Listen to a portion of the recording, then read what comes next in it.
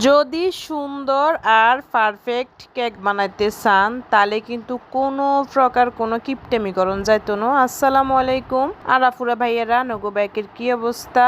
I আনগো বোন সন্দীপে মাইয়া 2.0 আর ফেজে নতুন আরেকখান ভিডিওতে আনগরে স্বাগত। তো আই আর যোগ্য কেক বানামো, কেক বানাইতে আয়রে আনলগে যা হইলো মানে আয়কেনা যে কিপটেমি করছি, কিপটেমি করতাম যাইরে আর কেক হয়ে গেছে থালিটা। তো প্রথমে সৌগা ডিম লইছি, সৌগা ডিমের ভালা করে ফাটাই হিনের মধ্যে লইছি পরিমাণ মতো চিনি কিনে আর ডিম কিনে ভালা করে গোলাই হিনের মধ্যে দিছি আর লিকুইড দুধ। এই লিকুইড দুধ কিন দিয়ে করে দিছি ঝামেলা, বুঝছেন না? লিকুইড ধরনের ডিমের পরিমাণ গোলার পরিমাণ বাড়ি গেছে, তখন কিছু কি আবার আর মানে আটার পরিমাণও বেশি দিতে হয়েছে।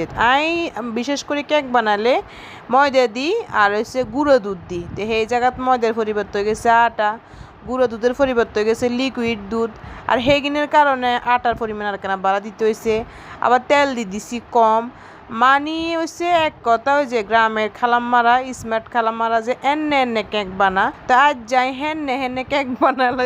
আচ্ছা হেনে কেক বানাতাম যাই রে, বুঝছেন না? আর কেক হয়ে গেছে থালি দেয়া। আচ্ছা যাই হোক, তো অনকে ব্যাটার কিন সুন্দর করে ধরন হয়ে গেছে ভুল ভাল মানে একে বান্তাই ও না। আবার এর মধ্যে কাস্টার্ড পাউডার দিছি, বেকিং পাউডার দিছি আর পরিমাণ মতো লবণ দিছি। আমি আবার হিন করতাম ভুলে গেছি। তো এগিনে সুন্দর করিয়ে ভালা করিয়ে গোলালামু, গোলাই তারপরে যাই রে আমি মোল্ডে ঢালি দেবো।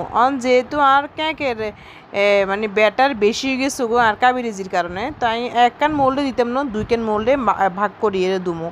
কিন্তু পারফেক্ট কেক বানাইতে গেলে আর কিন্তু 3 ডিমের কেক বা 4 ডিমের কেক বানাই। আর কিন্তু অন্যান্য ভিডিওতে কেকের রেসিপি আছে, আপনারা দেখলে বুঝবেন মাশাআল্লাহ কত পারফেক্ট হয়েছে। সেই ভিডিওগুলো দেখলে বুঝবেন। মানে 3 ডিমের যদি কেক বানাই তাহলে মানে 1 কাপ তেল, 1 কাপ ময়দা, তারপর হয়েছে যে কি আনের 1 কাপ চিনি, মানে হিনের পরিমাণ আলাদা। আর 4 ডিমের কেক বানালে হয়েছে যে কি 2 কাপ ময়দা, 2 কাপ চিনি, তারপরে তেলও 2 কাপ।